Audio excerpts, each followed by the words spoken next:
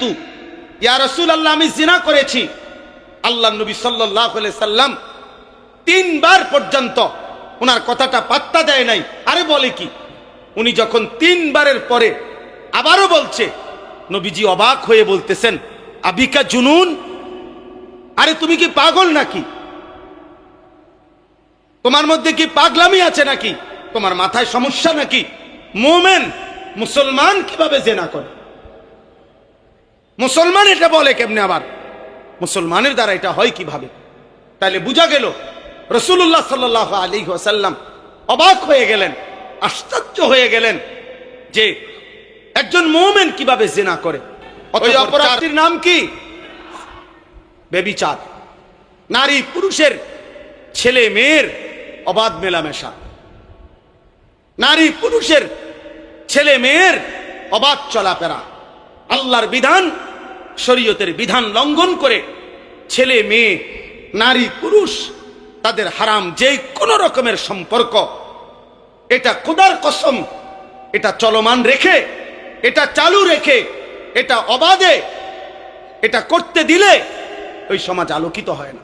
যেই সমাজের নারী পুরুষ, যেই সমাজের ছেলেরা মেয়েরা অসভ্যতার বেহায়াপনায় ডুবে আছে, যেই সমাজের ছেলে আর মেয়েরা রাতকে রাত 14 বছরের, 16 বছরের, 18 বছরের, 20 বছরের যেই নওজোয়ান সমাজ আজকে ব্যাপকভাবে মোবাইলে রাতের পর রাত, ঘন্টার পর ঘন্টা নারী ছবি, উলঙ্গ দৃশ্য, বেহায়াপনার, অসভ্যতার, অশ্লীলতার তুফান বইয়ে দিচ্ছে, যেই দেশের মধ্যে ঢাকা শহর থেকে সন্ধ্যা হলে, রাত হলে মোটর সাইকেলের পিছনে একজন উপযুক্ত যুবতী মেয়েকে বসিয়ে এরপরে রাত গভীরে মোটর সাইকেল ছেড়ে ওই মোটর সাইকেল গিয়া কক্সবাজারে পৌঁছে ওরা কার মেয়ে কার ছেলে থাকে কোথায়, ঘুমায় কোথায়, কে তাকে অনুমতি দিছে, কার ঘর থেকে এরা বের হইছে, যাদের এর কোনো খবর নাই, যেখানে প্রতিনিয়ত চরিত্রহীনতা, জিনা, ব্যভিচার, মদ, জুয়া, নেশা, মদ, গাঁজা, ফেন্সিডিল, এই সব কিছু ব্যাপকভাবে ছড়িয়ে আছে। এই সমাজে 2টা বাতি লাগাইলে, এই সমাজে 2টা ময়লার ঝুড়ি দিলে, এই সমাজে 1-2টা গ্লাস আর পানির বোতল দিলে এই সমাজ আলোকিত হবে না। চরিত্রহীন মানুষ রেখে, লম্পট যুবকদেরকে চরিত্রহীন রেখে নারী, মদ, নেশা, জুয়া, অশ্লীলতার, বেহায়াপনার উলঙ্গতায় ডুবাইয়া রাইখা যেই যুবকরা পড়ে থাকবে, এদের দ্বারা পৃথিবী, দেশ, সমাজ, ঘর, পরিবার কোনোদিনও আলোকিত হবে না, হবে না, হবে না কোনোদিন।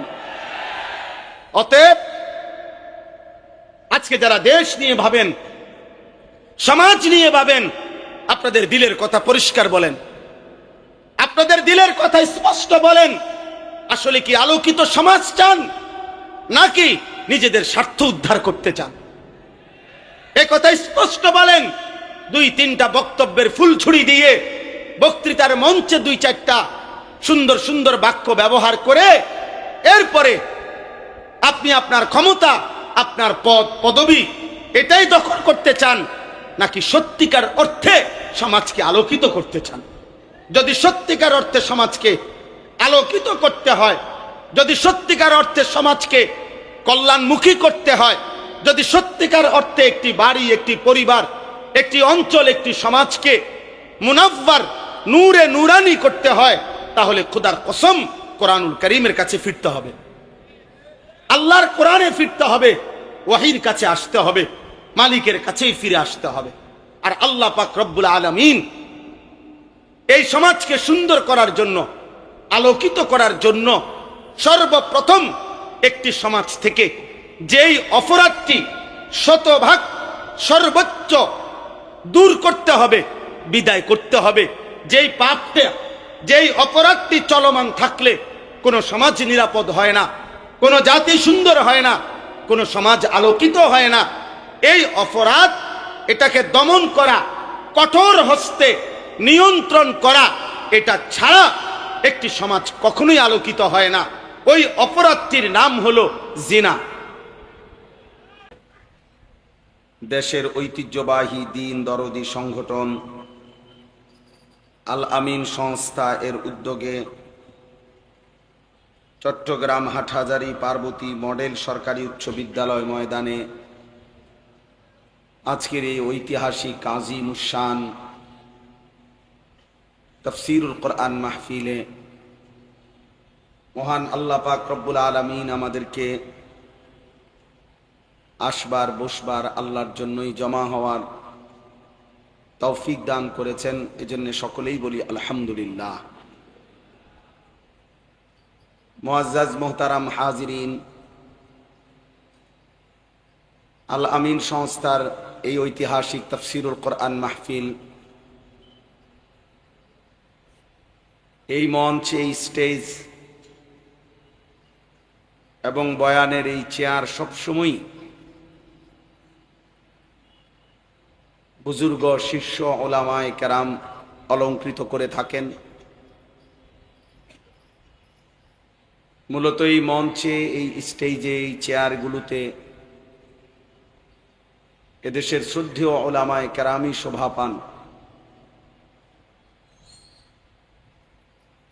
আমাদের মহান বুজুর্গ ওলামায়ে কেরামের সোহবত এবং সান্নিধ্যে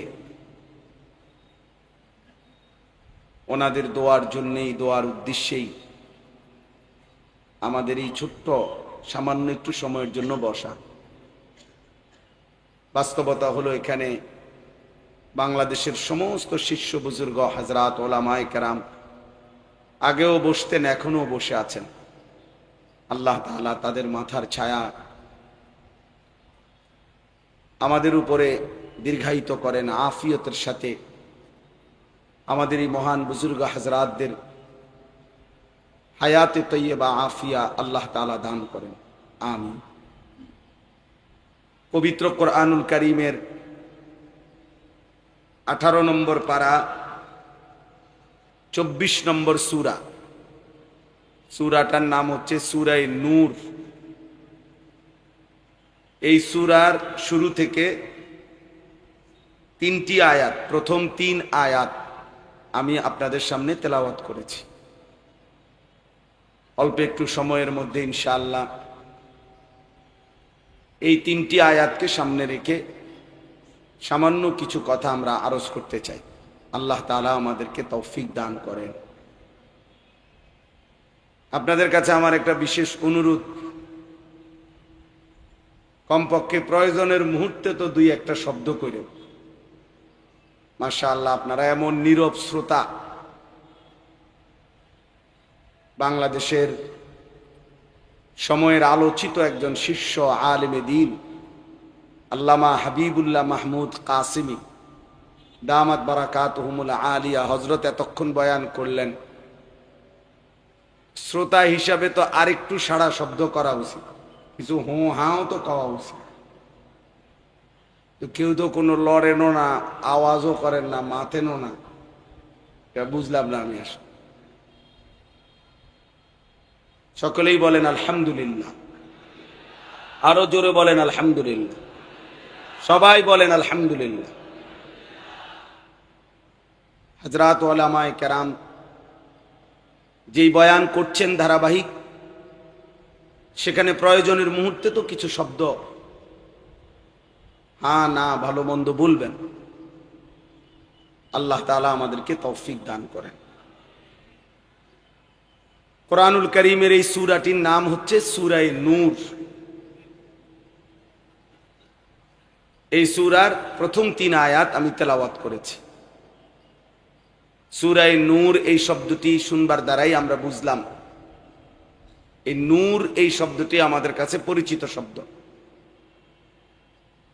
আমরা সবাই বুঝি এর স্বাভাবিক অর্থ হচ্ছে আলো। কোরআনুল কারীমের এই সূরার মধ্যে মহান আল্লাহ পাক রব্বুল আলামিন একটি আয়াতের মধ্যে এই শব্দটি হুবহু উল্লেখ করেছেন, আল্লাহু নূরুস সামাওয়াতি ওয়াল আরদ। আল্লাহই হচ্ছেন সেই সত্তা, সেই মালিক, এই আসমান ও জমিনের সবকিছু যিনি আলোকিত করেন। শুধু আসমান এবং জমিন আলোকিত করেন না, বরং তিনি যাকে পছন্দ করেন তাকে ঈমান এবং হেদায়েতের নূরে আলোকিত করেন। এই কথাটাকে আল্লাহ তাআলা ওই আয়াতের মধ্যে অনেক চমৎকার অসাধারণ উদাহরণের মাধ্যমে আল্লাহ তাআলার আলোটা কিভাবে ছড়িয়ে পড়ে, আল্লাহ তাআলার আলোটার অবস্থান কেমন আল্লাহ পাক আলোকিত করেন, এটা খুব চমৎকার উদাহরণের মাধ্যমে মহান আল্লাহ পাক রব্বুল আলামিন উল্লেখ করেছেন। সেটা ওই সূরার আয়াতের তাফসিরে ইনশাআল্লাহ যথাসময়ে ধারাবাহিক কখনো সুযোগ হলে উপস্থাপিত হবে। আর এই সূরাটির তাফসিরের শুরুতে আছে, এই সূরাটির আরেকটি মহান উদ্দেশ্য হলো, এই সূরার মূল লক্ষ্য উদ্দেশ্য হলো একটি পরিবার, একটি সমাজ সংশোধন করা, একটি পরিবার সুন্দর করা, একটা সমাজ সুন্দর করা। অর্থাৎ একটি পরিবার এবং একটি সমাজকে আলোকিত করা। এই সূরার মধ্যে মহান আল্লাহ পাক রব্বুল আলামিন ঘর, পরিবার, পরিজন এবং সমাজের আলোকিত সুন্দর জীবন, সুন্দর সমাজ গঠনের জন্য এমন কিছু যুগান্তকারী দিক নির্দেশনা মহান আল্লাহ পাক এখানে দিয়েছেন, যেগুলো অনুসরণ করলে, গ্রহণ করলে, মানলে একটি সমাজ আলোয় আলোকিত হবে। এজন্য সমাজ এবং ঘর পরিবার আলোকিত করার জন্যে কার্যকর পদ্ধতি, কার্যকর ব্যবস্থাপনা, দিক নির্দেশনা এই সূরার মধ্যে আছে। এই জন্য এই সূরাটিকে সূরায়ে নূর মুফাসসিরিনে কেরাম ব্যাখ্যা করে থাকেন। এমনিতে কোরআনুল কারীমের সকল সূরার নাম তাও ওয়াহির মাধ্যমেই নির্ধারিত, এটা কারো পরামর্শে সিদ্ধান্ত হয় নাই, বরং মহান আল্লাহ পাক রব্বুল আলামিন ওয়াহির মাধ্যমেই রাসূলুল্লাহ সাল্লাল্লাহু আলাইহি ওয়াসাল্লামের কাছে আয়াত সূরা যেমন নাজিল করেছেন, তো নামগুলোও মহান আল্লাহ তাআলার পক্ষ থেকেই নির্ধারণ করে রেখেছেন। এজন্য কোরআনুল কারীমের সবকিছুই ওয়াহির মাধ্যমে। কোরআনুল কারীমের তাফসীর এবং ব্যাখ্যার জন্য এই কারণে সর্বোচ্চ সতর্কতা অবলম্বন করা ভীষণ জরুরি, অনেক বেশি জরুরি, অনেক বেশি জরুরি। তাফসীরের কিতাবের মধ্যে আছে কমপক্ষে কোরআনুল কারীমের তাফসীর করার জন্য মৌলিক মোটা দাগে 6টি বিষয়ের প্রতি অবশ্যই লক্ষ্য রাখতে হবে। 1 নাম্বার, কোরআনুল কারীমের তাফসীর, একটি আয়াতের তাফসীর করতে হবে প্রথম কোরআনেরই ভিন্ন কোনো আয়াতের মাধ্যমে, তাফসীরুল কোরআন বিল কোরআন। 2 নাম্বার, কোরআনুল কারীমের আয়াতের তাফসীর করতে হবে রাসূলুল্লাহ সাল্লাল্লাহু আলাইহি ওয়াসাল্লামের হাদিস এবং সুন্নাহর আলোকে। 3 নম্বর, কোরআনুল কারীমের তাফসীর করতে হবে রাসূলুল্লাহ সাল্লাল্লাহু আলাইহি ওয়াসাল্লামের সাহাবায়ে কেরামের বক্তব্যের আলোকে, ব্যাখ্যার আলোকে। 4 নম্বর, কোরআনুল কারীমের তাফসীর করতে হবে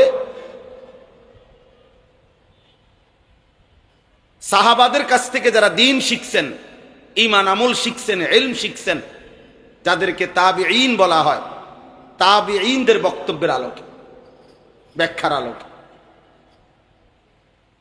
5 নাম্বার, কোরআনুল কারীমের তাফসীর বিশুদ্ধ আরবি ভাষা রীতি, আরবি ভাষায় এই শব্দের ব্যবহার, নিয়ম কানুন, আরবি ব্যাকরণের যাবতীয় নিয়ম, আরবি ভাষার যাবতীয় ব্যবহার রীতি অবলম্বন করে কোরআনুল কারীমের তাফসীর করতে হবে, যেহেতু এটা আরবি ভাষা। 6 নম্বর হলো কোরআনুল কারীমের যিনি তাফসীর করবেন তার আকলে সেলিম থাকতে হবে, অর্থাৎ ঈমান, আমল, তাকওয়া, এলেম আমলের পূর্ণ জিন্দেগি তার মধ্যে থাকতে হবে।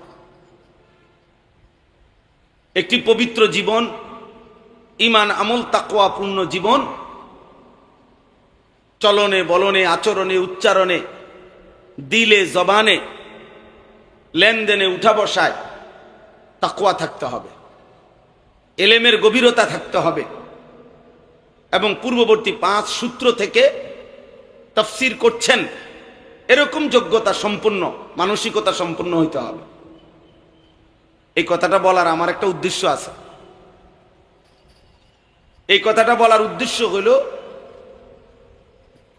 আমাদের দারুল উলুম দেওবন্দ মাদ্রাসা, বা আমরা যারা উলামায়ে দেওবন্দ বলে থাকি, আরো সহজ কথায় যারা কওমি মাদ্রাসার উলামায়ে কেরাম, মাঝে মাঝেই উনারা আমাদের সমাজে যখনই কেউ নিজস্ব মন গড়া, নিজস্ব চিন্তা চেতনা প্রসূত এবং এই পিছনের যে 5টি উৎস বললাম, কোরআন থেকে, রাসূলুল্লাহ সাল্লাল্লাহু আলাইহি সাল্লামের হাদিস সুন্নাহ থেকে, সাহাবায়ে কেরামের ব্যাখ্যা বক্তব্য থেকে, তাবিঈনদের ব্যাখ্যা বক্তব্য থেকে, বিশুদ্ধ আরবি ভাষা জ্ঞান এবং আরবি ব্যাকরণের বিভিন্ন রীতিনীতি সম্পর্কে জ্ঞান রেখে এবং ঈমান, আমল, তাকওয়ার উপরে ভিত্তি করে আকলে সালিমের ভিত্তিতে যারাই তাফসীর করে না, বরং নিজস্ব খেয়াল খুশি, নিজস্ব মন বুদ্ধি বিবেচনা প্রসূত কোনো ব্যাখ্যা জাতির সামনে আল্লাহর কোরআনের কোনো কথার পেশ করতে চায়, তো সর্বপ্রথম প্রতিবাদে ফুঁসে ওঠে যারা, সর্বপ্রথম ভুল ধরিয়ে দেয় যারা, তারা হক্কানি উলামায়ে দেওবন্দ। এটা যুগ যুগ ধরে উলামায়ে দেওবন্দের একটা বৈশিষ্ট্য, কওমি মাদ্রাসার উলামায়ে কেরামের একটা বৈশিষ্ট্য, যার কারণে অনেক সময় এই কথা শুনতে হয় যে উলামায়ে কেরাম কওমি মাদ্রাসার ফিতনা করে, বিবাদ করে, বিভক্তি করে, ইত্যাদি ইত্যাদি। কিন্তু এটা কখনোই, এই কথা কারো বলে ফেললেই তার কারণে তার মিথ্যা ভ্রান্ত মন গড়া, তার নিজস্ব চিন্তা প্রসূত কোরআনের ভুল অপব্যাখ্যা, এটা মেনে নিবে হক্কানি উলামায়ে দেওবন্দ, কওমি মাদ্রাসার উলামায়ে কেরাম? এটা কখনোই হবে না। গত 160 বছরেও হয় নাই, আগামী দিনেও কওমির সন্তানরা, কওমি মাদ্রাসার উলামায়ে কেরাম এটা মেনে নিবে না। এই জন্য আমরা প্রতিবারই আমাদের পূর্বসূরি আসলাফ ও আকাবের থেকে আমাদের এটা উত্তরাধিকার যে আমাদের উলামায়ে কেরাম কোরআন এবং সুন্নাহর যখনই কেউ ভুল ভ্রান্ত মন গড়া নিজস্ব বুদ্ধি বিবেচনা প্রসূত কোনো ব্যাখ্যা দেয়, উলামায়ে দেওবন্দ, কওমি মাদ্রাসার উলামায়ে কেরাম তার বিরুদ্ধে নিশ্চিত প্রতিবাদ করে। এটা করেও আছে, আগামী দিনেও করতে থাকবে। এজন্য আমি সবার কাছে একটা ছোট্ট অনুরোধ করছি, আপনাকে অবশ্যই খেয়াল করতে হবে কোরআনুল কারীমের তাফসীর শুনবার ক্ষেত্রে যে ওনার বক্তব্যের মধ্যে, ওনার বর্ণনার মধ্যে কোরআনুল কারীমের থেকে ব্যাখ্যা, রাসূলুল্লাহ সাল্লাল্লাহু আলাইহি সাল্লামের হাদিস সুন্নাহ থেকে ব্যাখ্যা, সাহাবাদের কওল থেকে ব্যাখ্যা, তাবিঈনদের কওল থেকে ব্যাখ্যা, আরবি ভাষারীতি থেকে ব্যাখ্যা আছে কিনা, নাকি উনার মনে যা আসছে তাই খুব চমৎকার দারুণ কোনো ভাষা দিয়ে অনেক সুন্দরভাবে উপস্থাপনা করছে, অথচ তা ওই 5টি সূত্র থেকে নেয় নাই, তো সেটা যত চমৎকারী উচ্চারণ হোক না কেন সেটা কখনোই গ্রহণযোগ্য নয়। রাসূলুল্লাহ সাল্লাল্লাহু আলাইহি ওয়াসাল্লাম বলছেন, মান ক্বালা ফিল কুরআনি বিরাইহি ফাআসাবা ফাকাদ আখতা। কোরআনুল কারীমের ব্যাপারে যে তার নিজের বুদ্ধি বিবেচনা প্রসূত মন গড়া কোনো কিছু পেশ করলো ব্যাখ্যা, যদি আপাত দৃষ্টিতে এটাকে সুন্দরও মনে হয়, ঠিকও মনে হয়, কিন্তু যেহেতু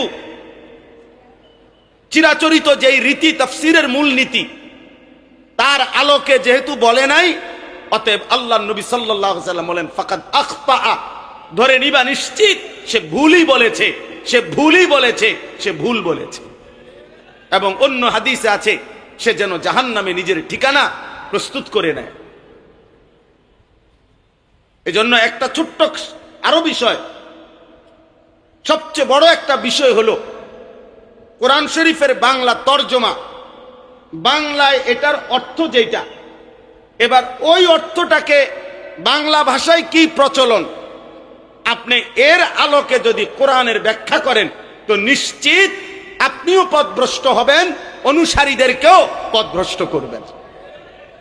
মনে করেন একামতে সালাত, মনে করেন একামতে দিন, এটা কোরআনের শব্দ। আকিমুদ্দিন এটা কোরআনের শব্দ, ইউকিমুনাস সালাহ এটা কোরআনের শব্দ। এখন এটার বাংলা অর্থ হলো প্রতিষ্ঠা করা। এখন আমি যদি বলি যে অতএব বাংলা ভাষায় প্রতিষ্ঠা করা বলতে কি বুঝায়, এর আলোকে এবার আমি একামতে সালাতের ব্যাখ্যাও দিলাম, একামতে দ্বীনের ব্যাখ্যাও দিলাম।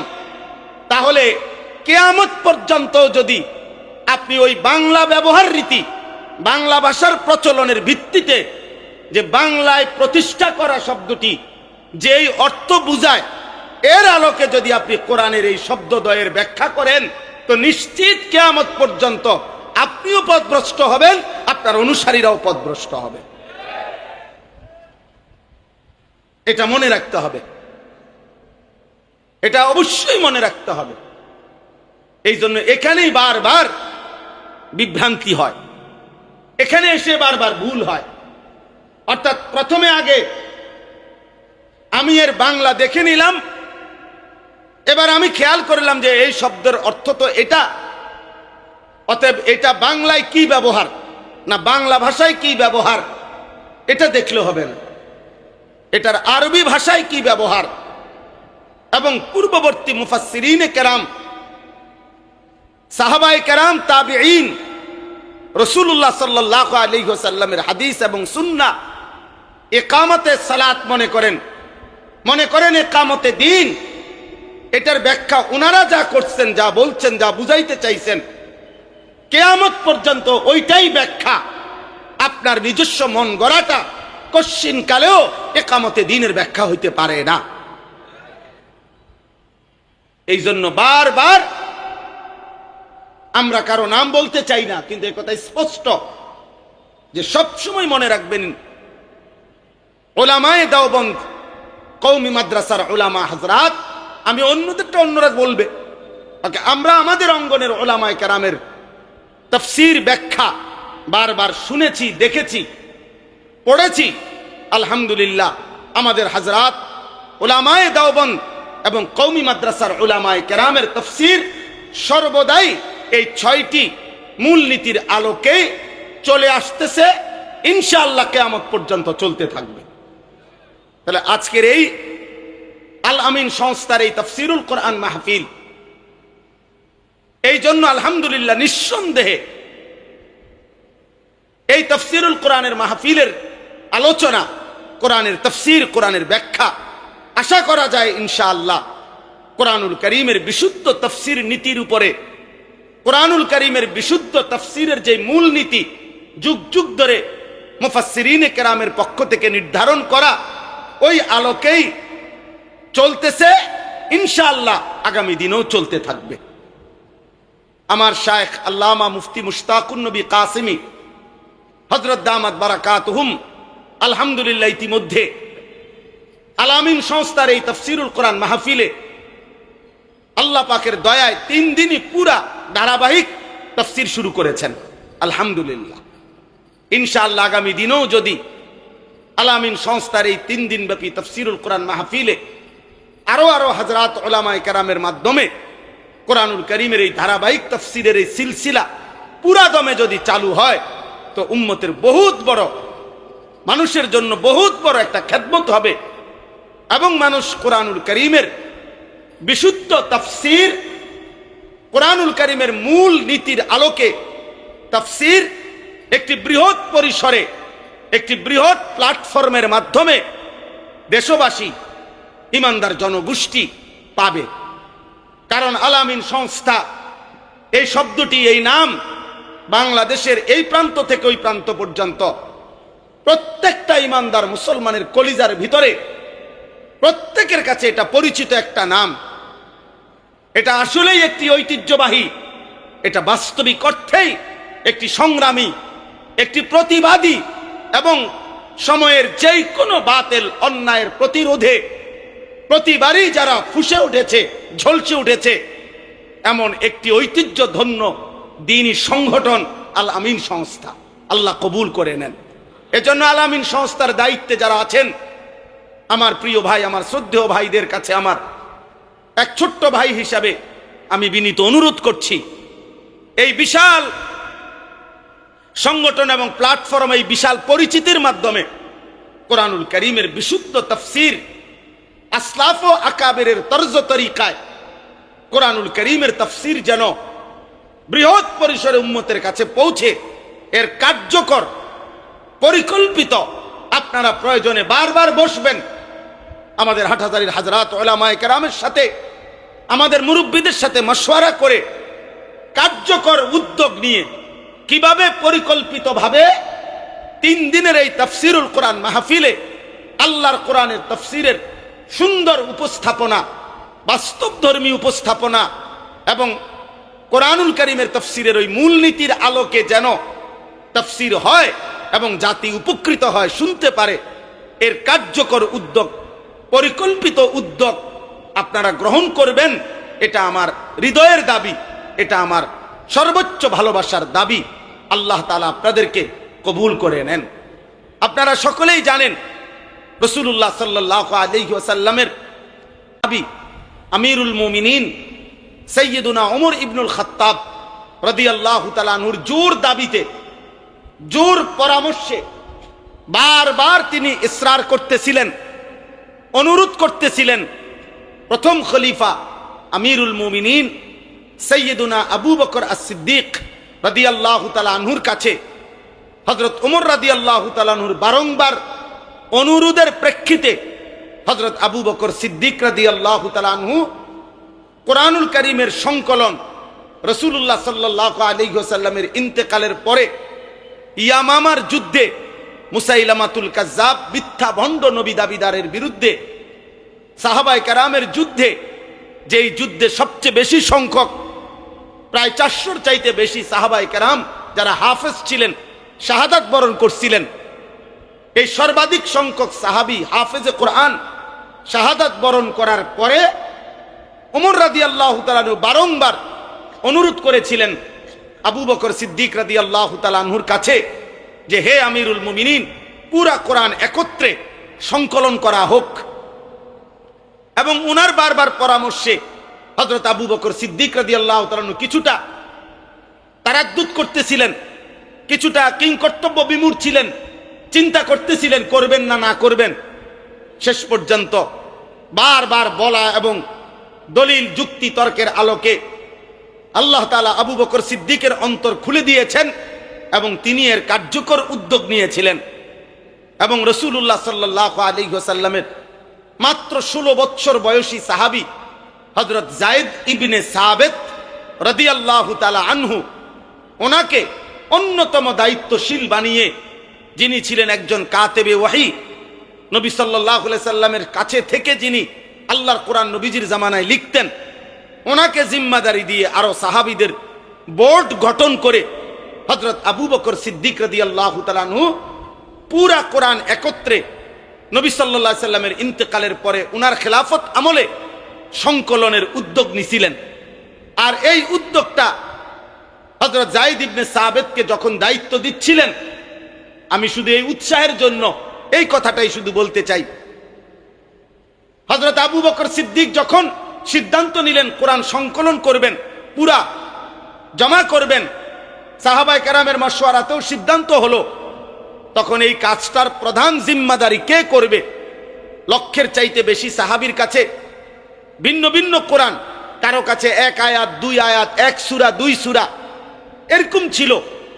তো সবগুলোকে একসাথ করা, পরীক্ষা নিরীক্ষা করা, যাচাই বাছাই করা, লিখিত কপি, আবার যারা হাফেজ যে যেটুকু কোরআনে হিফজ করতে শিখছেন ওনার থেকে ওইটুকু আবার মিলাইয়া নেওয়া, এই সমস্ত সাহাবীর কাছে গিয়ে ওনার মুখস্থটাও শোনা, আবার লিখিত ওনার কাছে যেদ্দুর আছে অদ্দুরও যাচাই বাছাই করে একত্র করা, এত বড় বিশাল একটা দায়িত্ব, অনেক বড় কাজ ছিল এটা। সেটা এই 16 বছর বয়সী যায়েদ ইবনে সাবিত রাদিয়াল্লাহু তাআলা আনহুকে যখন প্রদান করে আবু বকর সিদ্দিক রাদিয়াল্লাহু তাআলা আনহু দিতে চেয়েছিলেন, কিতাবের মধ্যে আছে সাইয়্যিদুনা আবু বকর সিদ্দিক তখন ওনাকে বলছিলেন যে হে যায়েদ, তুমি এই কাজটা করতে পারবা কিনা। অর্থাৎ রাসূলুল্লাহ সাল্লাল্লাহু আলাইহি সাল্লামের এই মুহূর্তে জীবিত সকল সাহাবীর কাছে কোরআনের যার কাছে যেটুক লিখিত আছে ওইটা একত্র করবা, যার মুখস্থে যেটুক আছে ওইটা শুনবা, এরপরে লিখিত কফির সাথে মুখস্থ বর্ণনা তেলাওয়াত ওইটা মিলাইয়া এরপরে একটা একটা আয়াত, একটা একটা অক্ষর, শব্দ, বিন্দু বিন্দু একত্র করবা কোরআন। এত বড় কাজটি তুমি করতে পারবা কিনা এই অল্প বয়সে? খোদার কসম, নবী সাল্লাল্লাহু আলাইহি সাল্লামের এই 16 বছরের তাগড়া নওজোয়ান সাহাবী আমিরুল মুমিনিন আবু বকর সিদ্দিককে বলছিলেন, হে আবু বকর সিদ্দিক আমিরুল মুমিনিন, আপনি যদি আমাকে বলেন এই পাহাড়টা মদিনার কাইটা, একটা পাহাড়ের দিকে ইঙ্গিত করে বলছেন, আমাকে যদি বলেন এই পাহাড় কেটে এখান থেকে আরেক জায়গায় স্তূপ দিতে, তো খোদার কসম আমিরুল মুমিনিন আমি যায়েদ সেটাও পারবো, আমি ওইটাও পারবো, ইনশাআল্লাহ আমি ওইটাও পারবো। একটা পাহাড় কাইটা প্রয়োজনে আমি আরেক জায়গায় স্তূপ দিব। অর্থাৎ নওজোয়ান তিনি হিম্মত করেছেন, তিনি বলেছেন আল্লাহর কোরআনের এই মহান খেদমত করতে গিয়ে যদি একটা পাহাড়ের মতো উচ্চতাকেও আমাকে কাটতে হয়, কষ্ট করতে হয়, আমি সেই কষ্ট রাত্র দিন সয়ে তারপরেও আমি আল্লাহর কোরআনের এই খেদমত আমি করব। এবং তিনি শেষ পর্যন্ত সেই খেদমত করেছেন। এবং একবার না দুইবার আবু বকর সিদ্দিক রাদিয়াল্লাহু তাআলা আনহুর আমলেও কোরআন সংকলনের মূল কাজটা তিনি করেছেন।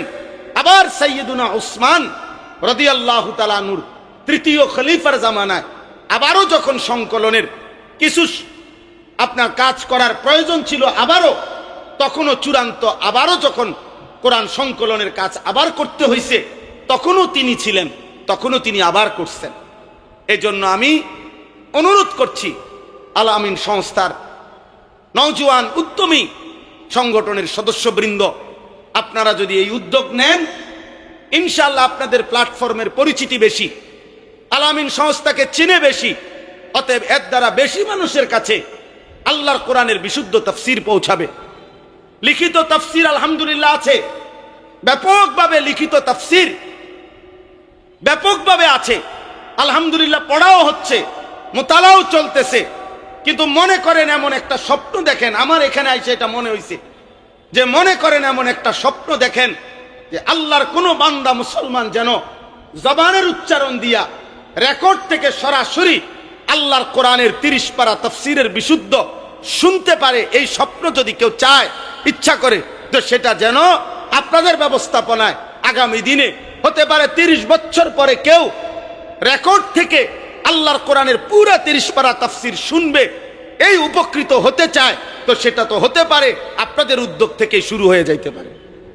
এই জন্য আমি অনুরোধ করছি, ফিকির করলে, চেষ্টা করলে, এটা নিয়ে স্পেশালি ভাবলে এর দ্বারা এটা সম্ভব যে লিখিত আকারে যেরকম কোরআনের 30 পারা পূর্ণাঙ্গ কপি তেলা আছে, ব্যাপক আছে আলহামদুলিল্লাহ, কিন্তু জবানে ওলামায়ে কেরামের বক্তব্য বয়ান তাফসীরের আলোকে জবানি উচ্চারণে কোরআনুল কারীমের এরকম লম্বা তাফসীর, এটারও একটা রেকর্ড, এটারও সংকলন জবান দিয়ে অর্থাৎ রেকর্ড থেকে শুনবে, এরকম একটা উদ্যোগ, একটা ব্যবস্থাপনা হওয়া উচিত।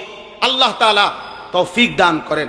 আল্লাহ চাইলে ওমা যালিকা আলাল্লাহি বিআজিজ, আল্লাহ চাইলে এটা নিঃসন্দেহে কঠিন নয়। আল্লাহ তাআলা এই সংস্থার মাধ্যমে আরো কি হইতে পারে, আমি তো একটা সম্ভাবনা শুধু বললাম, এরপরে আরো কোনো কার্যকর সহজ আর কি হতে পারে এর উদ্যোগ পরিকল্পনা ফিকির কমপক্ষে নেওয়ার জন্য আমি আপনাদের কাছে বিনীত বিশেষ অনুরোধ করছি। আল্লাহ তাআলা আমাদের সকলকে তৌফিক দান করেন, আমিন। মুহতারাম হাজিরিন, সূরা নূরের এই তিনটি আয়াত, যে তিনটি আয়াত আমি আপনাদের সামনে তেলাওয়াত করেছি, এই তিনটি আয়াতের মধ্যে প্রথম আয়াত যেটা, মহান আল্লাহ পাক রব্বুল আলামিন এই সূরার এই প্রথম আয়াতে বর্ণনার ভঙ্গিটা, মানে সামনে আল্লাহ যে কথাগুলো বলবেন, এই কথাগুলোর বলতে গিয়ে আল্লাহ তাআলা একটা বিশেষ বাক পদ্ধতি আল্লাহ তাআলা এখানে ব্যবহার করেছেন। আল্লাহ তাআলা নিজে বলতেছেন সূরাতুন আনজালনাহা, শোনো আমি মহান আল্লাহ, আমি এই সূরাটি বিশেষভাবে নাজিল করেছি। ওয়াফারাদনাহা, এবং এই সূরার মধ্যে যেই আলোচ্য কথাগুলো, এগুলা আমি আল্লাহই তোমাদের উপরে আবশ্যক করে দিয়েছি, আমি তোমাদের দায়িত্বে এগুলো আবশ্যক করে দিয়েছি। ওয়া আনজালনা ফিহা আয়াতিন বাইয়িনাতিন, এবং আমি আল্লাহই এই সূরার মধ্যে সুস্পষ্টভাবে আমার আয়াত সমূহ নাজিল করেছি। কেন? লাআল্লাকুম তাযাক্কারুন, যেন তোমরা উপদেশ গ্রহণ করতে পারো। তাফসীরের মধ্যে লিখছে, আল্লাহ পাকের এই বর্ণনার ঢং দ্বারা বোঝা যায় আল্লাহ তাআলা বিশেষভাবে আমাদের মনোযোগ আকর্ষণ করার জন্য আল্লাহ তাআলা এই সূরার শুরুতে বলে দিয়েছেন, এই বান্দারা শোনো, এটা কিন্তু আমি বিশেষভাবে নাজিল করেছি, এই কথাগুলো আমি বিশেষভাবে বলেছি, এই কথাগুলো তোমার জীবনের, তোমার ঘরের, তোমার পরিবারের, তোমার সমাজের শান্তি, নিরাপত্তা, সৌন্দর্য, আলোকিত সমাজ উপহার দেওয়ার জন্য এটা কার্যকর, আমি আল্লাহ তাআলার ওয়াহির আসমানি মাধ্যম কার্যকর ব্যবস্থা। এজন্য এই সমাজকে কেউ যদি আলোকিত করতে চায়, সুন্দর করতে চায়, সুন্দর সমাজ, সুন্দর ঘর, উত্তম পরিবার, উত্তম মহল্লা, এটা সকলেই কল্পনা করে, প্রত্যেকেই চায়, প্রত্যেকেই বক্তৃতার ফুলঝুরি, বক্তৃতার মঞ্চে সুন্দর উপস্থাপনায় মাইক পাইলে বলতে চেষ্টা করে, একটি সুন্দর সমাজ আপনাদেরকে উপহার দিতে চাই, একটি চমৎকার সমাজ উপহার দিতে চাই। কিন্তু একটি সুন্দর সমাজের রূপরেখা কি, একটি সুন্দর সমাজে কি থাকতে পারবে না, আর একটি সুন্দর সমাজে কি থাকতে হবে, এটা মহান আল্লাহ পাক রব্বুল আলামিন এই সূরা নূরের মধ্যে উল্লেখ করেছেন।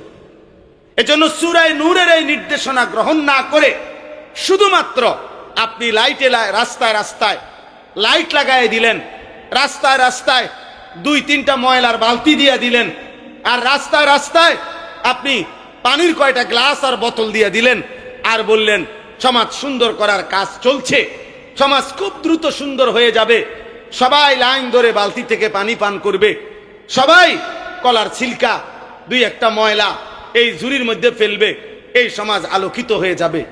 তাইলে বাহ্যিক কলার ছিলকা আর 2-1টা ময়লা, এইটা না ওই ময়লার ঝুড়িতে ফেলবে, কিন্তু আখলাকের যেই ময়লা, চরিত্রের যেই ময়লা, যেই সমাজের নারী পুরুষ, যেই সমাজের ছেলেরা মেয়েরা অসভ্যতার বেহায়াপনায় ডুবে আছে, যেই সমাজের ছেলে আর মেয়েরা রাতকে রাত 14 বছরের, 16 বছরের, 18 বছরের, 20 বছরের যেই নওজোয়ান সমাজ আজকে ব্যাপকভাবে মোবাইলে রাতের পর রাত, ঘন্টার পর ঘন্টা নারী ছবি, উলঙ্গ দৃশ্য, বেহায়াপনার, অসভ্যতার, অস্থিরতার তুফান বইয়ে দিচ্ছে, যেই দেশের মধ্যে ঢাকা শহর থেকে সন্ধ্যা হলে, রাত হলে মোটর সাইকেলের পিছনে একজন উপযুক্ত যুবতী মেয়েকে বসিয়ে এরপরে রাত গভীরে মোটর সাইকেল ছেড়ে ওই মোটর সাইকেল গিয়া কক্সবাজারে পৌঁছে, ওরা কার মেয়ে কার ছেলে থাকে কোথায়, ঘুমায় কোথায়, কে তাকে অনুমতি দিছে, কার ঘর থেকে এরা বের হইছে,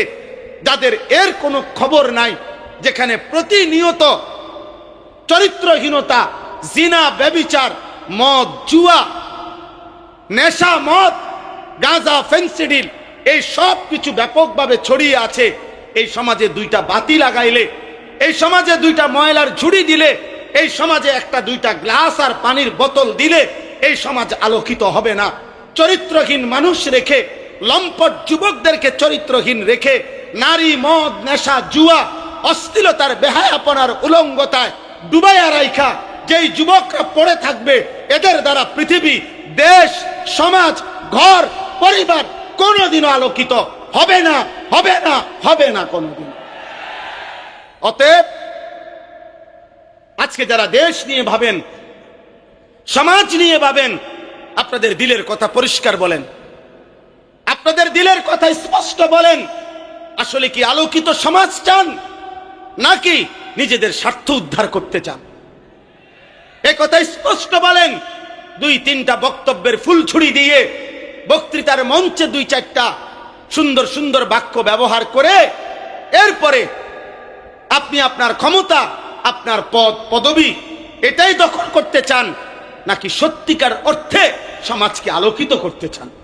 যদি সত্যিকার অর্থে সমাজকে আলোকিত করতে হয়, যদি সত্যিকার অর্থে সমাজকে কল্যাণমুখী করতে হয়, যদি সত্যিকার অর্থে একটি বাড়ি, একটি পরিবার, একটি অঞ্চল, একটি সমাজকে মুনাফফার, নূরে নুরানি করতে হয়, তাহলে খোদার কসম কোরআনুল কারীমের কাছে ফিরতে হবে, আল্লাহর কোরআনে ফিরতে হবে, ওয়াহির কাছে আসতে হবে, মালিকের কাছেই ফিরে আসতে হবে।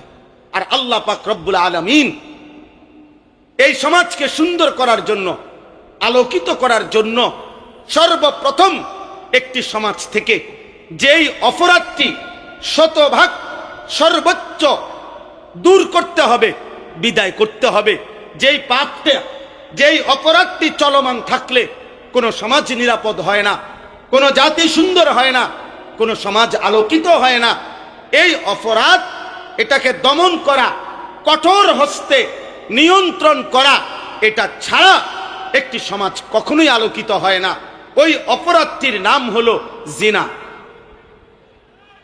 ওই অপরাধটির নাম কি? ব্যভিচার। নারী পুরুষের, ছেলে মেয়ের অবাধ মেলামেশা, নারী পুরুষের, ছেলে মেয়ের অবাধ চলাফেরা, আল্লাহর বিধান, শরীয়তের বিধান লঙ্ঘন করে ছেলে মেয়ে, নারী পুরুষ, তাদের হারাম যে কোনো রকমের সম্পর্ক, এটা খোদার কসম, এটা চলমান রেখে, এটা চালু রেখে, এটা অবাধে এটা করতে দিলে ওই সমাজ আলোকিত হয় না, ওই সমাজ সুন্দর হয় না, ওই সমাজ আলোকিত হয় না। এই জন্য মহান আল্লাহ পাক রব্বুল আলামিন তিনি নারী সৃষ্টি করেছেন, তিনি পুরুষ সৃষ্টি করেছেন, তিনি উভয়টা সৃষ্টি করেছেন। ফাখালাকা মিনহু যাওজাইনি যাকারা ওয়াল উনসা ওয়া খালাকনাকুম আজওয়াজা ওয়া মিন আয়াতিহি আন খালাকা লাকুম মিন আনফুসিকুম আজওয়াজা ইয়া আইয়ুহান নাসু ইত্তাকু রাব্বাকুম আল্লাযী খালাকাকুম মিন নাফসিন ওয়াহিদা ওয়া খালাকা মিনহা যাওজাহা। আল্লাহ বলেন, নারী পুরুষ এ তো রব্বুল আলামিন সৃষ্টি করেছেন, অতএব নারীর প্রয়োজনীয়তা তো আল্লাহ তাআলা সৃষ্টি করেছেন, পুরুষের প্রয়োজনীয়তা আল্লাহ তাআলাই সৃষ্টি করেছেন, নারীর চাহিদা আল্লাহই সৃষ্টি করেছেন, পুরুষের চাহিদা আল্লাহই সৃষ্টি করেছেন। প্রত্যেকটা পুরুষ এবং নারী মহান আল্লাহ তাআলার সৃষ্টি, অতএব মহান আল্লাহ যিনি সৃষ্টি করেছেন, বাস্তবতা এটাই, যিনি প্রোডাক্ট করেন, যিনি মাল উৎপাদন করেন, যেই কোম্পানি পণ্য বাজারজাত করে, ওই কোম্পানি ওই পণ্যের গুণাগুণ, ওই পণ্যের উৎপাদন, ওই পণ্যের ব্যবহার বিধি, ওই পণ্য কোথায় রাখবে, কেমনে থাকবে, এর সার্বিক দিক নির্দেশনা ওই কোম্পানি বলে দেয়। আর ওই কোম্পানির দিক নির্দেশনা মেনে চলার মধ্যেই নিরাপত্তা, শান্তি, এটাই বাস্তবতা। এই জন্য সিরাপের বোতলে লেখা থাকে শিশুদের নাগালের বাইরে রাখুন, সিরাপের বোতলের মধ্যে লেখা থাকে ঠান্ডা ও শুষ্ক স্থানে রাখুন। তাহলে এটা যারা উৎপাদন করছেন তারাই ভালো বলতে পারেন। তো মহান আল্লাহ পাক রব্বুল আলামিন তিনিই তো নারীকে সৃষ্টি করেছেন, তিনিই তো পুরুষকে সৃষ্টি করেছেন। তাহলে নারী পুরুষের এই সৃষ্টি যিনি করলেন সেই মহান আল্লাহ পাক রব্বুল আলামিন তিনিই তো পুরুষের কার্য কি, পুরুষের চলাফেরার অবস্থান কি, পুরুষের জীবন চলার গতিবিধি কি, সেটা আলাদা আল্লাহ বলে দিয়েছেন। আবার নারীর অবস্থান করবে কোথায়, নারীর জীবন চলবে কোন পরিমণ্ডলে, নারীর জীবনের জন্য কি কি বিধিনিষেধ, পুরুষের জন্য কি বিধিনিষেধ, এটা মহান আল্লাহ পাক রব্বুল আলামিনে উল্লেখ করেছেন। এই জন্য তাফসীরে মাআরিফুল কোরআনে আমাদের এই ভারতীয় উপমহাদেশের শ্রেষ্ঠতম বুজুর্গ আলেমে দ্বীন মুফতি শফি রহমতুল্লাহ আলাই তিনি বলছেন যে নারী পুরুষের অবস্থান, নারী পুরুষের স্বভাব, নারী পুরুষের রুচি, নারী পুরুষের চাহিদা, নারী পুরুষের জীবন চলার প্রতিটা পদক্ষেপ যেহেতু মহান আল্লাহ পাক তিনি সৃষ্টি করেছেন, তিনি আলাদা বর্ণনা করেছেন। এই নারী পুরুষের আল্লাহ প্রদত্ত এই বাধা, আল্লাহ প্রদত্ত এই বেড়া, আল্লাহ প্রদত্ত এই দেওয়াল ডিঙ্গিয়ে নারী পুরুষের সর্বোচ্চ যেই জুলুম, যেই অপরাধ নারী পুরুষের দ্বারা সর্বোচ্চ যেই পাপটি হয়ে থাকে, যেটা আল্লাহর বিধান, বাস্তবতা এবং আল্লাহ তাআলার হুকুম আহকামকে সম্পূর্ণভাবে বিসর্জন দিয়ে সর্বোচ্চ যেই পাপে গিয়ে নারী আর পুরুষ লিপ্ত হয়, সেই অপরাধের নামই হচ্ছে জিনা, জিনা ব্যভিচার। আর এই জিনা এবং ব্যভিচার কোনো ব্যক্তি, কোনো সমাজ, কোনো অঞ্চলে চলমান অবস্থায় ওই সমাজ নিরাপদ হয় না, ওই সমাজ আলোকিত হয় না, ওই সমাজ পবিত্র হয় না, ওই সমাজের নিরাপত্তা থাকে না। ওই সমাজের মধ্যে, মানুষের মধ্যে দুঃখ, দুর্দশা, পেরেশানি আর অস্থিরতা লেগেই থাকে। হাদিসের মধ্যে আছে রাসূলুল্লাহ সাল্লাল্লাহু আলাইহি ওয়াসাল্লাম ইরশাদ করেছেন, লাম তাজহারিল ফাহিশাতু ফি কওমিন হাত্তা ইউলিনু বিহা ইল্লা ফাশা ফীহিমুত তাউন ওয়াল আওজাউল্লাতী মাদাত ফি আসলাফিহিম আল্লাযীনা মাদাউ। নবী সাল্লাল্লাহু আলাইহি ওয়াসাল্লাম বলেন, কোন কওমের মধ্যে যদি জিনা এবং ব্যভিচার ছড়িয়ে পড়ে, নারী পুরুষের অবাধ মেলামেশা ব্যাপকভাবে ছড়িয়ে পড়ে, হারাম চলাফেরা যদি ছড়িয়ে পড়ে, হারাম সম্পর্ক যদি ব্যাপক হয়ে পড়ে, আল্লাহর কসম নবী বলছেন সেখানে অবশ্যই মহামারী, দুর্ভিক্ষ, খাদ্যের অভাব, মানুষের জান মালের নিরাপত্তা বিঘ্নিত হয়ে যায় এবং এমন এমন মুসিবত দেখা দেয় যা পূর্ববর্তীদের মধ্যেও যুগ যুগ ধরে ছিল না। এমন নিত্য নতুন আযাব গজব এসে ওই সমাজের মধ্যে আপতিত হয়। আল্লাহ নবী সাল্লাল্লাহু আলাইহি সাল্লাম বলেছেন, যদি কোনো সম্প্রদায়ের মধ্যে জিনা এবং ব্যভিচার ব্যাপক হয়ে যায়, নারী পুরুষের অবাধ চলাফেরা, অবাধ হারাম মেলামেশা, অবাধ হারাম সম্পর্ক ছেলে মেয়ের যদি ব্যাপক হয়ে যায়, আল্লাহ নবী সাল্লাল্লাহু আলাইহি ওয়াসাল্লাম বলেছেন, ইল্লা কাসুরা ফীহিমুল মাউত। মুয়াত্তায়ে মালিকের হাদিস, সেখানে মৃত্যুর সংখ্যা, মানুষের মৃত্যুর সংখ্যা প্রচন্ডভাবে বেড়ে যায়, প্রচন্ডভাবে বেড়ে যায়। তাউন মহামারী দেখা দেয়, বিভিন্ন রোগ ব্যাধি দেখা দেয়। আজকের পৃথিবীতে এইডস কোনোদিনও পৃথিবীর থেকে নিশ্চিহ্ন হয় নাই। এটা নারী পুরুষের হারাম অবৈধ সম্পর্কের একটি চূড়ান্ত ভয়ঙ্কর মহামারীর নামই হচ্ছে এইডস, যা এখনো চলমান পৃথিবীতে।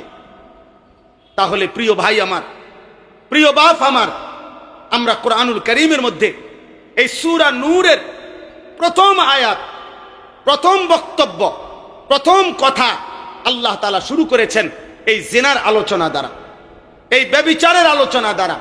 আল্লাহ তাআলা বলেন, এই সমাজ, এই জাতি, এই পরিবার, এই ঘর, এই দেশ, এই মহল্লা, এই জনগোষ্ঠী মানুষের যদি নিরাপদ, পবিত্র, আলোকিত রাখতে চায়, তো সর্বপ্রথম জিনার দ্বার বন্ধ করতে হবে। এই জন্য মহান আল্লাহ পাক রব্বুল আলামিন বলছেন কোরআনুল কারীমের মধ্যে, ইসলামের সবচেয়ে কঠিন দণ্ড, ইসলামের মধ্যে কোন পাপের শাস্তি সবচেয়ে কঠিন? জিনার শাস্তি।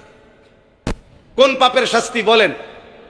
আমাদের বিশ্ববিখ্যাত মুফাসসির শেখুল হাদিস দারুল উলুম দেওবন্দের শ্রেষ্ঠতম সন্তান, যিনি অল্প সময় পূর্বে ইন্তেকাল করেছেন, হযরত মাওলানা সাঈদ আহমদ পালনপুরি রাহমাতুল্লাহ আলাই, তার বিশ্ববিখ্যাত তাফসীর হেদায়াতুল কোরআন, এই হেদায়াতুল কোরআন তাফসীরের মধ্যে তিনি এই বিষয়ের উপরে লম্বা আলোচনা লিখছেন। একটা মৌলিক কথা বলছেন উনি, যে জিনা এবং ব্যভিচারের শাস্তি আপাত দৃষ্টিতে বাহ্যিক দুনিয়াতে স্বাভাবিকভাবে কোনো মানুষ শুনলে আঁতকে ওঠে, কাইপা ওঠে, লাফ মাইরা ওঠে, যে কি ভয়ঙ্কর শাস্তি, কি ভয়ঙ্কর। কিছু কিছু ভদ্রলোক সভ্য পৃথিবীর আধুনিক দাবিদার, ওরা ইসলামের জিনার শাস্তি আর ব্যভিচারের শাস্তি দেখলে আঁতকে ওঠে, বলে কি বর্বরতা, কি জঘন্যতা, কি মারাত্মক শাস্তি। অথচ বাস্তবতা হলো তিনি লম্বা আলোচনার মাধ্যমে এটা যুক্তি দিয়ে, প্রমাণ দিয়ে, বিশ্লেষণ করে প্রমাণ করেছেন জিনা এবং এই ব্যভিচারের শাস্তি। মহান আল্লাহ পাক এখানে বলছেন, আয-যানিয়াতু ওয়াজ-যানি ফাজলিদু কুল্লা ওয়াহিদিম মিনহুমা মিআতা জালদা। আল্লাহ তাআলা বলেন, জিনাকারী পুরুষ, প্রথমে বলছেন নারী, ব্যভিচারিণী নারী এবং ব্যভিচারী পুরুষ, এই দুইজনের শাস্তি কি? আল্লাহ তাআলা বলছেন, ফাজলিদু কুল্লা ওয়াহিদিম মিনহুমা মিআতা জালদা। আল্লাহ তাআলা বললেন, তাদের উভয়কে, ওই মেয়েকে, নারীকে এবং পুরুষকে 100 চাবুক দিয়ে বেত্রাঘাত করো, চামড়ার উপরে বেত্রাঘাত করো। মিআতা জালদা, আরবিতে চাবুক বলাই হয় যেটা চামড়া দিয়ে বানানো হয়, যার কারণে এই চামড়ায় তৈরি চাবুক দ্বারা তার দেহে, তার শরীরে 100 করে বেত্রাঘাত করো। তাফসীরের মধ্যে বিস্তারিত ব্যাখ্যা আছে। ইজমায়ে উম্মত, তাওয়াতুর হাদিস এর মাধ্যমে কথা প্রমাণিত যে এই শাস্তিটি অবিবাহিত ছেলে এবং মেয়ের জন্য। কোনো মেয়ে যদি অবিবাহিত হয়, কোনো ছেলে যদি অবিবাহিত হয়, তাহলে তাদের জিনা ব্যভিচারের শাস্তি হলো 100 চাবুক দিয়ে বেত্রাঘাত।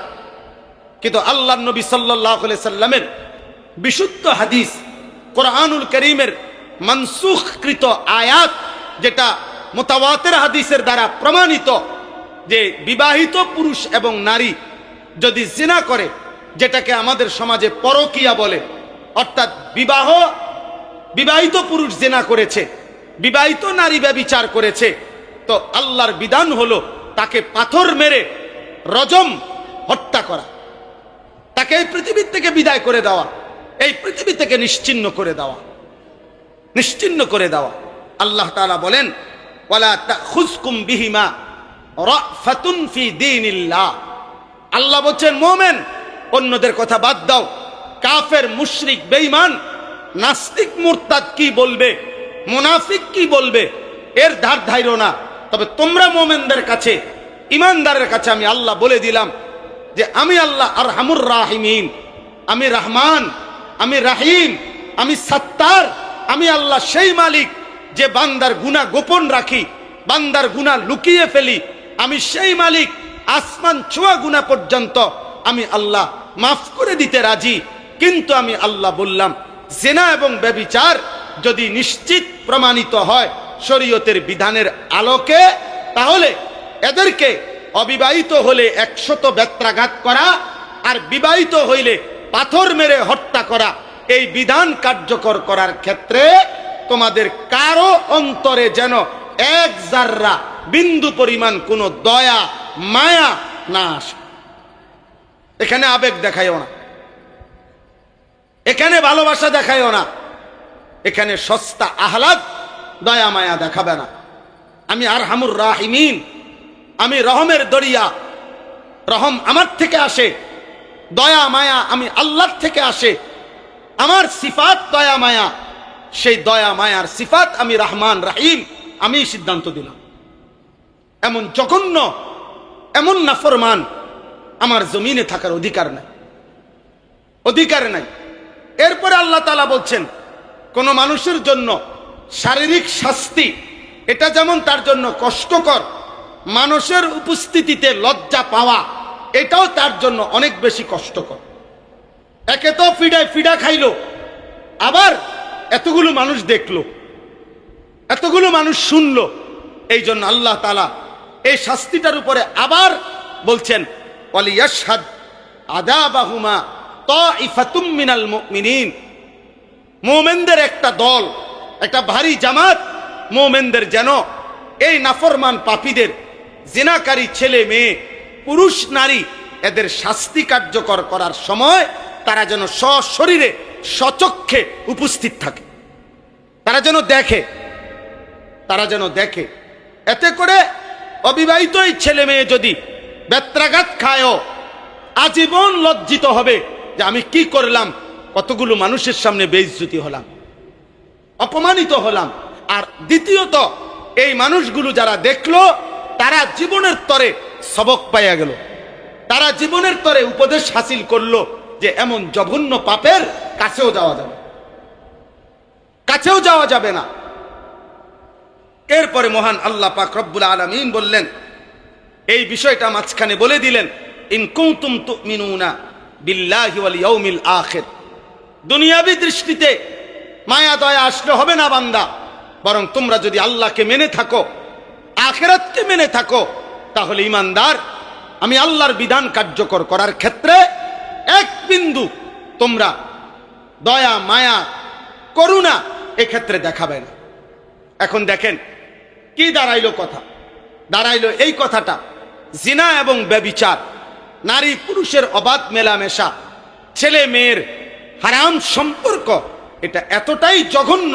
মহান আল্লাহ পাক রব্বুল আলামিন ইসলামী শরীয়তে আল্লাহর বিধানের মধ্যে আমিরুল মুমিনিন মুসলিম রাষ্ট্রের খেলাফতের সবচেয়ে কঠোর যে শাস্তিটা নির্ধারণ করেছেন সেটা হলো এটা।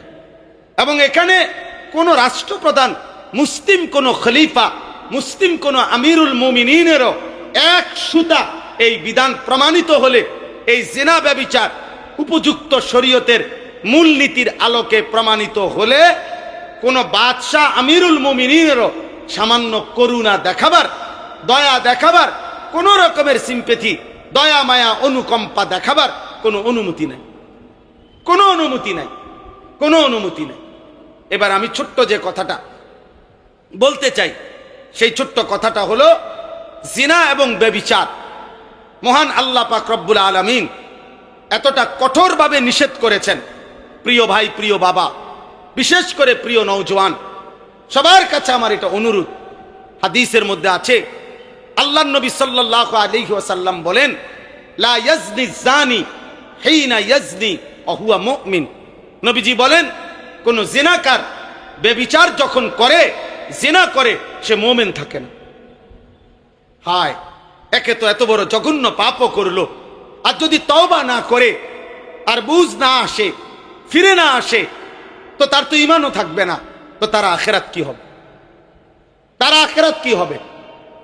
রাসূলুল্লাহ সাল্লাল্লাহু আলাইহি ওয়াসাল্লাম এরপরে দ্বিতীয় হাদিস নবীজি বলছেন, মা মিন আহাদিন আগিয়ারু মিনাল্লাহ আন ইয়াজনিয়া আবদাহু আও আন তাজনিয়া আমাতাহু। নবীজি বলেন, মহান আল্লাহ পাক রব্বুল আলামিন জমিনের কোন পাপে সবচেয়ে বেশি গুসা হয়, আল্লাহর গায়রতের মধ্যে লাগে, আল্লাহ তাআলার আত্মসম্মানে আঘাত করে, সেটা হলো আল্লাহর কোন বান্দা অথবা আল্লাহর কোন বাঁধি যদি জিনা করে, কোন পুরুষ যদি জিনা করে, কোন মহিলা যদি জিনা করে, কোন ছেলে মেয়ে যদি ব্যভিচার করে, খোদার কসম নবী বলছেন, আল্লাহ তাআলার গায়রত, আল্লাহ তাআলার আত্মসম্মানে আল্লাহ তাআলার সবচেয়ে বেশি গুসা হয়, গুসা হয়, আল্লাহ সবচেয়ে বেশি গুসা হয়। হাদিসের মধ্যে আছে, রাসূলুল্লাহ সাল্লাল্লাহু আলাইহি ওয়াসাল্লামের জামানায় একজন ইমানদার মুসলিম পুরুষ যখন নবীজির কাছে আইসা সামনাসামনি বলছে, আমি জিনা করেছি, ইন্নী কাদ জানাইতু, ইয়া রাসূলুল্লাহ, আমি জিনা করেছি। আল্লাহ নবী সাল্লাল্লাহু আলাইহি সাল্লাম 3 বার পর্যন্ত ওনার কথাটা পাত্তা দেয় নাই। আরে বলে কি? উনি যখন 3 বারের পরে আবারও বলছে, নবীজি অবাক হয়ে বলতেছেন, আবিকা জুনুন, আরে তুমি কি পাগল নাকি? তোমার মধ্যে কি পাগলামি আছে নাকি? তোমার মাথায় সমস্যা নাকি? মুমিন মুসলমান কিভাবে জিনা করে? মুসলমান এটা বলে কেমনে? আবার মুসলমানের দ্বারা এটা হয় কিভাবে? তাহলে বুঝা গেল রাসূলুল্লাহ সাল্লাল্লাহু আলাইহি ওয়াসাল্লাম অবাক হয়ে গেলেন, আশ্চর্য হয়ে গেলেন যে একজন মুমিন কিভাবে জিনা করে। অতঃপর 4 বারের স্বীকৃতিতে যখন সেটা চূড়ান্ত প্রমাণিত হয়েছে আর তিনি বিবাহিত ছিলেন, তো আল্লাহর নবী সাল্লাল্লাহু আলাইহি সাল্লাম তাকে এই রজম পাথর মেরে হত্যার নির্দেশ দিয়েছেন। সাহাবায়ে কেরাম সেই আদেশ কার্যকর করেছে। নবীজি সাল্লাল্লাহু আলাইহি সাল্লামের জামানায় একাধিকবার পাথর মেরে জিনাকারের শাস্তি কার্যকর হয়েছে। হযরত আবু বকর সিদ্দিকের জামানায় কার্যকর হয়েছে, হযরত ওমরের জামানায় কার্যকর হয়েছে। অতএব ইসলামের এটা একটা মুতাওয়াতির অকাট্য বিধান। এখানে কোন রকমের দয়া মায়া দেখাবার কোনো সুযোগ নেই। বাকি শর্ত আছে, জিনা প্রমাণিত হওয়ার শর্ত আছে, জিনার শাস্তি কার্যকর করবে কে এটা শর্ত আছে। যেন তেন যাকে তাকে বলা হয় না। আমি সময়ের কারণে পুরোটা বলতেছি না আর কি, কিন্তু নিয়ম যথাযথ শরীয়তের বিধিবিধান বিস্তারিত এর মধ্যে আরো আছে। আপনি পুরা বিধান শুনে এর সকল দিক বিশ্লেষণ করে একজন ইনসাফগার, ন্যায়পরায়ণ, বিবেকবান মানুষ বলবে যে আল্লাহর বিধানটাই সঠিক, আল্লাহর বিধানটাই যৌক্তিক, আল্লাহর বিধানটাই ইনসাফপূর্ণ। কোরআনুল কারীমের মধ্যে আছে, কোরআনুল কারীমের মধ্যে কথা স্পষ্ট আছে, ওয়ালাকুম ফিল কিসাসি হায়াতুন ইয়া উলিল আলবাব। অন্যায়ভাবে যদি কেউ কাউকে হত্যা করে তাহলে তার শাস্তি স্বরূপ ওই হত্যাকারীকেও হত্যা করা হবে। ইসলামী শরীয়তের বিধান এটা। এখন এই হত্যা করলে এটাকে বলে কিসাস। আল্লাহ বলছে তোমাদের দৃষ্টিতে যদিও মনে হচ্ছে আরেকটা লোককে আবার হত্যা করা হইল, হত্যার বিনিময়ে হত্যা, আল্লাহ বলে না, এখানে যদিও মনে হয়েছে একজন হত্যাকারীকে হত্যা করা হয়েছে, আল্লাহ বলে না, এই হত্যার মধ্যে হাজারো প্রাণ, হাজারো জীবন লুকিয়ে আছে। অর্থাৎ এই হত্যার মধ্যে আগামী দিনে এই হত্যাকারীর এই নির্মম শাস্তি দেখে অসংখ্য অগণিত কোটি মানুষ আর কাউকে উপরে অন্যায় আঘাত করতে সাহস করবে না। এই জন্য জিনা এবং ব্যভিচারের শাস্তিটা মহান আল্লাহ পাক এতটা কঠোর করে দিয়েছেন। তাফসীরে হিদায়াতুল কোরআনে লিখছে যে জিনা এবং ব্যভিচার যেহেতু গোপনে করা হয়, স্বাভাবিকভাবে লোক সমাজে মানুষের প্রকাশ্য জনতিতে এটা যেহেতু হয় না, অতএব এটা যখন প্রমাণিত হবে চূড়ান্ত, তখন এর শাস্তি যদি কঠিন করে না করা হয় তাহলে সমাজ নিরাপদ থাকবে না, বরং প্রত্যেকেই অন্ধকারে, আড়ালে, একাকিত্বে এমন পাপ খুঁজতে থাকবে। আজকে তিনি ওই কিতাবের মধ্যে ধারাবাহিক প্রমাণ করে দেখাইছেন। তিনি বলছেন যেখানে জিনার শাস্তি আরব বিশ্বের যেখানে কার্যকর কিছুটা আছে, সেখানে অপরাধের প্রবণতা কি পরিমাণ, আর ইউরোপ আমেরিকার হিসাব দেখাইছে যেখানে জেনার এই ইসলামী শাস্তি কার্যকর নাই, সেখানে প্রতি মিনিট কি পরিমাণ নারী ধর্ষিতা এবং লাঞ্ছিতা হচ্ছে তার প্রমাণ ইতিহাস এই পৃথিবীর যেই কোনো গবেষণায় বারবার প্রমাণিত। যে যারা বেঈমান, কাফের, মুশরিক, তারা অবাধ মেলামেশা জিনা ব্যভিচারের পরেও তারা কঠোর ইসলামী বিধানের প্রতি নারাজ, তারা বারবার ইসলামের এই বিধানকে সমালোচনা করেছে, কিন্তু খোদার কসম তারা কোনোভাবেই নিজেদের সমাজে জিনা এবং ব্যভিচার, অসভ্যতা আর নোংরামি নিয়ন্ত্রণ করতে পারে নাই। কিন্তু ইসলামের ইতিহাসে যেখানেই যখন আল্লাহর এই বিধান কার্যকর হয়েছে সেখানে শতভাগ জিনা ব্যভিচার নিয়ন্ত্রণ হয়ে গেছে। অতএব আরো লম্বা কথা, আবার যদি কোনোদিন মালিক সুযোগ দেয় আমরা বলার চেষ্টা করব, কিন্তু আমি আজকে আমার শেষ আবেদন, প্রিয় সন্তান আমার, প্রিয় কিশোর ভাই আমার, নওজোয়ান সাথী আমার, ইমানদার মুসলিম যুবক, আল্লাহর ওয়াস্তে এই দরদি ভাই, শেষবারের মতো একবার আবদার করলাম, তুমি হারাম নারীর ছবি দেখো না, অশ্লীল ছবি দেখো না, মোবাইলের আসক্তিতে জীবন শেষ করে দিও না। নারী ছবি, মোবাইলের আসক্তি, অশ্লীল জিনা ব্যভিচারের দৃশ্য, রাস্তার বেহায়া বেপর্দা নারীর দিকে তাকিয়ে থাকা, এটা ধীরে ধীরে তোমার জিনার দিকে নিয়ে যাবে, বেবিচারের দিকে নিয়ে যাবে। তোমার হাত নাপাক নষ্ট হবে, তোমার দেহ নাপাক নষ্ট হবে, তোমার যৌবনের ক্ষমতা নষ্ট হবে, তোমার আখেরাত বরবাদ হয়ে যাবে, দুনিয়া আখেরাত দুইটাই নষ্ট হয়ে যাবে। এই জন্য আমি আজকে এই ছোট্ট সবক দিতে চাই, প্রত্যেকটা কিশোর, প্রত্যেকটা যুবক আমরা শতভাগ নিয়ত করি ইনশাআল্লাহ আমরা আমাদের চোখ হেফাজত করব। বলেন ইনশাআল্লাহ। আমরা বিবাহ বহির্ভূত কোন মেয়ের সাথে, কোন নারীর সাথে হারাম সম্পর্কে জড়াবো না। বলো ইনশাআল্লাহ, বলো ইনশাআল্লাহ। ভাই নওজোয়ান, তুমি যদি চরিত্রে পবিত্র হও, তোমার চরিত্র যদি পবিত্র হয়, তোমার সহ্য বীর্য যদি পবিত্র হয়, কলিজায় যদি আল্লাহর প্রতি ঈমান থাকে, ইনশাআল্লাহ এই পবিত্র চরিত্রের যুবক আগামী দিনে মাহাদির পক্ষে লড়বে ইনশাআল্লাহ। আগামী দিনে এমন ইমানদার যুবকের হাতে কালেমার পতাকা উড়বে ইনশাআল্লাহ। এজন্য দয়া করে ওলামায়ে কেরামের সোহবতে, আল্লাহওয়ালাদের, নেককার বুজুর্গদের সোহবতে আমরা থাকার চেষ্টা করব। ঈমান, আমল, আখলাক, চরিত্রের হেফাজত করব। শুধু শব্দে মানুষ ভদ্রলোক হয় না, বরং আখলাক আর চরিত্রেই মানুষ উত্তম এবং ভদ্রলোক হয়। নবীজি বলছেন, আকমালুল মুমিনিনা ঈমানান আহসানুহুম খুলুকান, সর্বাধিক পরিপূর্ণ মুমিন সে যার আখলাক যতটা সুন্দর। এই জন্য উত্তম আখলাকের জন্য ওলামায়ে কেরামের সান্নিধ্য, ওলামায়ে কেরামের লিখিত কিতাবাদি, দ্বীনি বইপত্র, দ্বীনি পুস্তকাদি, এগুলো একটা কার্যকর মাধ্যম। আমি অনুরোধ করব, এখানে অনেক ইসলামী বই আলহামদুলিল্লাহ বিক্রি হচ্ছে, সবাই চেষ্টা করবেন ইসলামী গুরুত্বপূর্ণ নির্ভরযোগ্য ওলামায়ে কেরামের কিতাবাদি কিনবার জন্য। আলহামদুলিল্লাহ এবারই আমার শায়েখ আরিফ বিল্লাহ হাকিমুন নফস আল্লামা মুফতি মুশতাকুন নবী কাসিমি হযরত দামাত বারাকাতুহুমের বয়ানের অনেকগুলো কিতাব আছে, যেগুলো দরদ মাখা, কলিজা মাখা কিতাব এখানে আছে, বিক্রি হচ্ছে। এবার আমার শায়েখের পছন্দের, ভালোবাসার, মহব্বতের একটা কিতাব আল ওয়াবিলুস সাইয়্যিব, যেখানে রাসূলুল্লাহ সাল্লাল্লাহু আলাইহি ওয়াসাল্লামের জিন্দেগীর সমস্ত জিকির, তাসবিহ, ওজিফা এগুলো কি পড়তেন এবং জিকিরের কি ফায়দা, গুরুত্ব, ওই কিতাবটাও এখানে বিক্রয় হইতেছে। এরকম সুন্দর সুন্দর অনেক কিতাব শায়েখের যেই কিতাবগুলো বিক্রি হয় ওই স্টলেও আছে, আশেপাশের স্টলেও আছে। আপনারা প্রত্যেকেই একটা, দুইটা, চারটা, পাঁচটা কিতাবও ক্রয় করবেন, ওলামায়ে কেরামের সান্নিধ্যে থাকবেন। আজকের এই তাফসীরুল কোরআন মাহফিলে বাকি বয়ানগুলোও শুনবেন। বলেন ইনশাআল্লাহ। আমার শায়েখ বয়ান করবেন, আরো হযরত ওলামায়ে কেরাম বয়ান করবেন। আগামী দিনে আল আমিন সংস্থার এই ঐতিহাসিক তাফসীরুল কোরআন মাহফিল বাংলাদেশ নয়, সারা পৃথিবীকে, প্রতিটা মানুষের কলিজাকে যেন আলোকিত করে, নূরানি করে, সূরা নূরকে সামনে রেখে আমি এই আহ্বান করে আমার কথা আজকের মতো এখানেই শেষ করলাম। আসসালামু আলাইকুম ওয়া রাহমাতুল্লাহি ওয়া বারাকাতুহু। সুবহানাল্লাহি ওয়া বিহামদিহি, সুবহানাকাল্লাহুম্মা বিহামদিক, আশহাদু আল্লা